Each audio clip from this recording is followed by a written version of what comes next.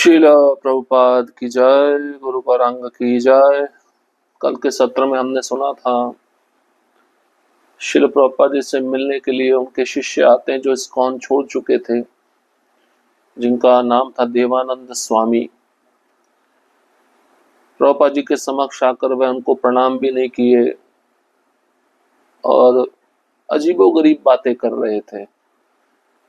प्रभुपाद जी ने कहा, तुम वापस आ सकते हो इस्कॉन में, तुम्हारे जो लंबे लंबे बाल है, लंबी लंबी दाढ़ी है, इसको कटवा दो। इतना सुनने पर वह क्रोधित हो जाते हैं, अपना हाथ जोर जोर से हिलाने लगते हैं। प्रभुपाद जी भी क्रोधित होकर उनको कहते, तुम जा सकते हो। ब्रह्मानंद को उनको पकड़कर प्रभुपाद जी के कमरे से बाहर लेकर जाते हैं। श्रील प्रभुपाद जी ने देवानंद का वह व्यवहार जो बेतुका था उसको सहन नहीं किया, लेकिन प्रभुपाद जी ने प्रयास किया अपने शिष्य के रूप में उनको वापस लाने का, लेकिन वह भक्ति के मार्ग से भटक चुके थे और अपनी बुद्धि की सीमा को पार करके पागल हो चुके थे। श्री प्रभुपाद जी ने कहा कि जो निर्देशों का पालन नहीं कर सकता है तो वह संस्था छोड़ के जा सकता है, और इससे पहले कि वह और अपराध करे, कृपावश वो मेरे से दूर रहे तो अच्छा ही है। तो ऐसा ही देवानंद महाराज के साथ हुआ था। बाद में देवानंद महाराज दक्षिण भारत के गुफा में भूख हड़ताल करके मृत्यु को प्राप्त हो गए। अब हम आगे बढ़ेंगे। अतः आपकी माता जी बहुत सुंदर है। 16 अप्रैल 1975, कृष्ण बलराम मंदिर, वृंदावन, भारत। यदि ये कहना उचित है तो ये वृंदावन में एक विशिष्ट दिन था। मैं श्री प्रभुपाद को मध्याह्न की मालिश कर रहा था और उनके नए आवास में मैं उनके साथ अकेला ही था। वे अपनी चटाई पर चौकड़ी मारकर बैठे थे तथा मैं उनके दाएं ओर बैठा सरसों के तेल से उनकी टांगों की मालिश कर रहा था। यद्यपि कुछ अलग था और मैं कुछ असुविधा अनुभव कर रहा था, यहाँ तक कि मैं लज्जित अनुभव कर रहा था, क्योंकि जैसे मैं उनकी टांगों की मालिश कर रहा था वे मेरे पैरों की ओर देख रहे थे। यह सिलसिला बहुत देर तक चलता रहा। मैंने उनसे पूछने का साहस नहीं किया कि वे क्या देख रहे हैं। मैं क्या कह सकता था। सहसा मैं अपने आध्यात्मिक गुरु की उपस्थिति में संकोची अनुभव करने लगा। यह असाधारण था। श्री प्रभुपाद अपने आसपास रहने वालों को आरामदायक रखने में कुशल थे। फिर मेरी क्या बात, जो बहुत काल से उनके साथ था। यदि कोई असुविधा अनुभव कर रहा होता तो भला इतनी देर तक उनकी व्यक्तिगत सेवा कैसे कर सकता था। मैंने ये प्रायः चर्चा की है कि उस समय को छोड़कर कि जब उनके पीछे की ओर होता या मालिश कराते हुए शायद ही मेरे से बात करते। लगता था कि एक प्रथा सी विकसित हो गई थी। जब मैं पीठ की मालिश करता तो वे मुझसे रुचिकर प्रश्न पूछते या मुझे अद्भुत कहानियां सुनाते। वास्तव में इसका कारण था कि मैं प्रतिदिन लगभग 1 घंटा उनकी पीठ की मालिश करता तथा दूसरा आधा घंटा उनके बाकी शरीर की मालिश करता। मैं उनकी टांगों को मल रहा था, परंतु अब मैं अपने पैरों को गमछे के नीचे छुपाने का प्रयास करता, क्योंकि वे अभी उनकी ओर घूर रहे थे। अंततोगत्वा अभी भी उनकी ओर देखते हुए उन्होंने उदासीनता से कहा, तो तुम्हारी माँ बहुत सुंदर है।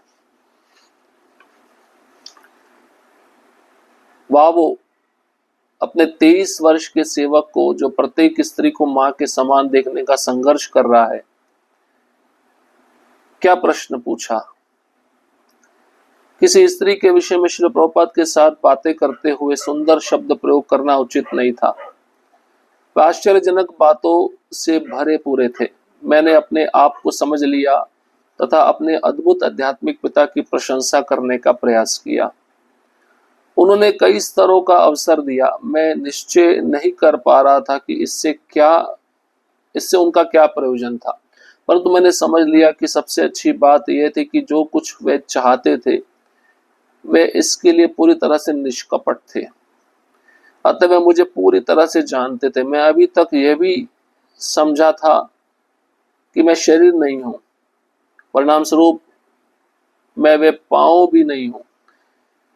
मैंने उत्तर दिया, वे अब लगभग 50 वर्ष की है, परंतु हाँ, वह एक बहुत सुंदर स्त्री है। मैं मालिश कर चुका था। मैंने वह पैर बाहर निकाला जिससे वह देख रहे थे और एक स्त्री को सुंदर कहा था। मेरी माँ थी। वह मुस्कुराए और उन्होंने मेरी ओर देखा और कहा, हाँ, मैं बता सकता हूँ। मैं तुम्हारे पाँव को ध्यान से देख रहा था। तुम्हारे पाँव बहुत अच्छे हैं। ऐसा कहा जाता है कि इसका अर्थ है कि तुम्हारी माँ सुंदर है। मैं जांच रहा था। मैं देखना चाहता था कि क्या वास्तव में ऐसा होता है। इस निष्कर्ष से वह संतुष्ट हो गए तथा उन्होंने अपनी आंखें बंद कर ली और मैं उनके कोमल तथा सुनहरे शरीर की पुनः मालिश करने लगा। मैं बिल्कुल संकोच अनुभव नहीं कर रहा था। मैं श्रील प्रभुपाद के और समीपस्थ अनुभव करने लगा। क्या कोई इतना प्रेम करने वाला होगा? मैं ऐसे किसी को नहीं मिला था। मैं कल्पना भी नहीं कर सकता कि श्रील प्रभुपाद की माता श्री कितनी सुंदर होगी। श्रील प्रभुपाद तीनों लोकों में महान आत्माएं आपके चरण कमलों की खोज में रहती हैं। आपके अनुयायी जन्म जन्मांतर तक आपके उन चरणों का आश्रय ग्रहण करना चाहते हैं।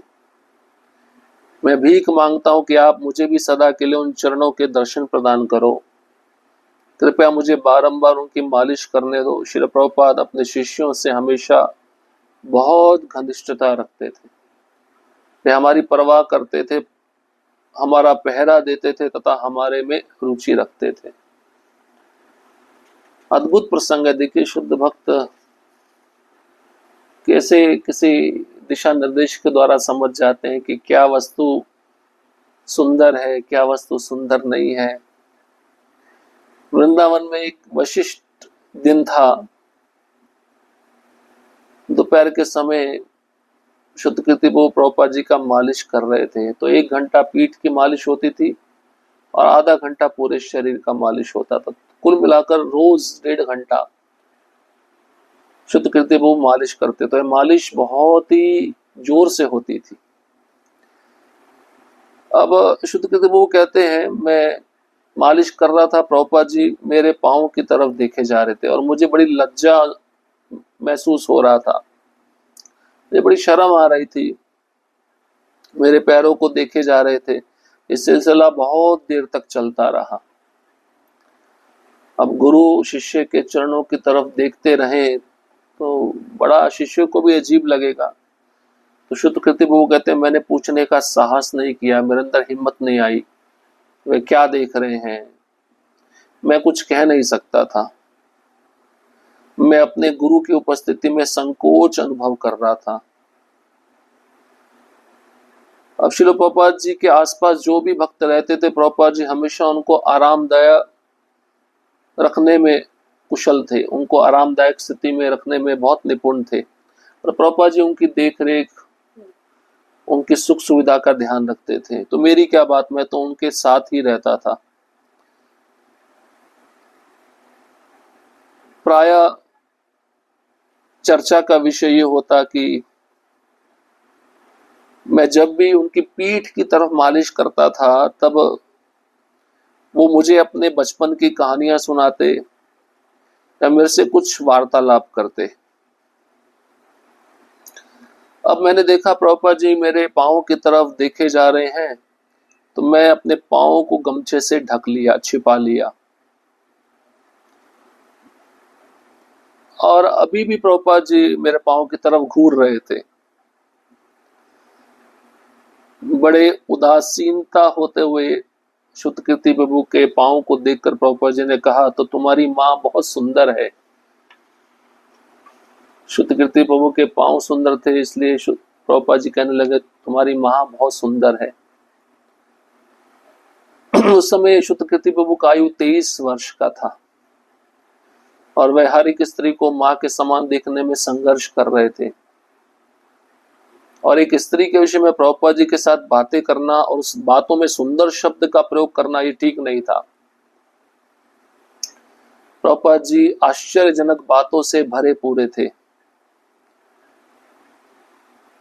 और मैंने अपने आप को समझ लिया तथा अपने अद्भुत आध्यात्मिक पिता श्रील प्रभुपाद जी की प्रशंसा करने का प्रयास किया।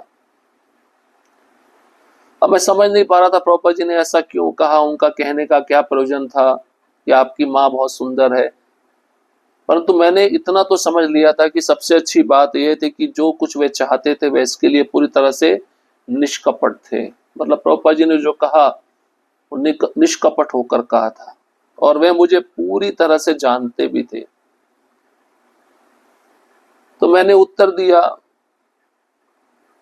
मेरी माँ 50 वर्ष की हो चुकी है।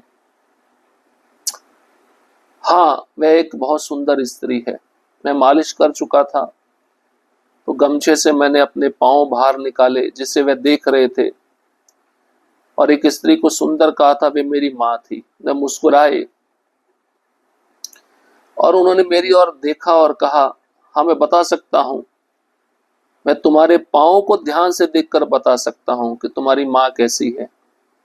तुम्हारे पाँव बहुत अच्छे हैं। ऐसा कहा जाता है कि इसका अर्थ है कि तुम्हारी माँ सुंदर है। मैं जांच रहा था, मैं देखना चाहता था कि क्या वास्तव में ऐसा होता है। जब मैंने कहा हाँ मेरी माँ बहुत सुंदर है, तो इस उत्तर को सुनकर वे संतुष्ट हो गए और उन्होंने अपनी आंखें बंद कर ली, और मैं उनके कोमल तथा सुनहरे शरीर की पुनः मालिश करने लगा। अब मैं बिल्कुल निसंकोच होकर मालिश कर रहा था। मेरे अंदर लज्जा नहीं थी। मैं शिल प्रभुपाद के और नजदीक अनुभव करने लगा। मैं सोच रहा था क्या कोई इतना प्रेम करने वाला मिलेगा। मैं ऐसे किसी व्यक्ति को नहीं मिला था संसार में। मैं कल्पना भी नहीं कर सकता था कि शिल प्रभुपाद की माताश्री कितनी सुंदर होगी, जिन्होंने शिल प्रभुपाद जैसे शुद्ध भक्त को जन्म दिया। शुद्ध कीर्ति वो कहते हैं, प्रार्थना करते हो, प्रभुपाद जी तीनों लोकों में जो महान आत्माएं हैं आपका चरण कमलों का खोज करने में लगी रहती है। यहाँ तक कि उच्च लोकों के निवासी भी प्रभुपाद जी को देखने के लिए कभी कभार पृथ्वी पर आते थे। ऐसी बहुत सारी लीलाएं हैं, और आपके अनुयायी, आपके शिष्य जन्म जन्मांतर तक आपके उन चरणों का आश्रय ग्रहण करना चाहते हैं। मैं भीख मांग रहा हूं आपके चरणों में, आप मुझे सदा के लिए उन चरणों के दर्शन प्रदान करिए। कृपया मुझे बारंबार उन चरण कमलों का मालिश करने का अवसर प्रदान करिए। श्रील प्रभुपाद जी, आप अपने शिष्यों से हमेशा बहुत घनिष्ठता रखते हैं। आप हमारी परवाह करते हैं, आप हमारे लिए सब कुछ करते हैं और हमारे में रुचि भी रखते हैं। आप जैसे गुरु मिलना इस संसार में संभव नहीं है, तो कृष्ण की कृपा से ऐसे गुरु प्राप्त होते हैं। विशेष है प्रभुपाद जी का स्मरण। हरे कृष्ण कृष्ण कृष्ण हरे हरे, हरे राम राम राम हरे हरे। श्रील प्रभुपाद की जय, गुरु गौरांग की जय।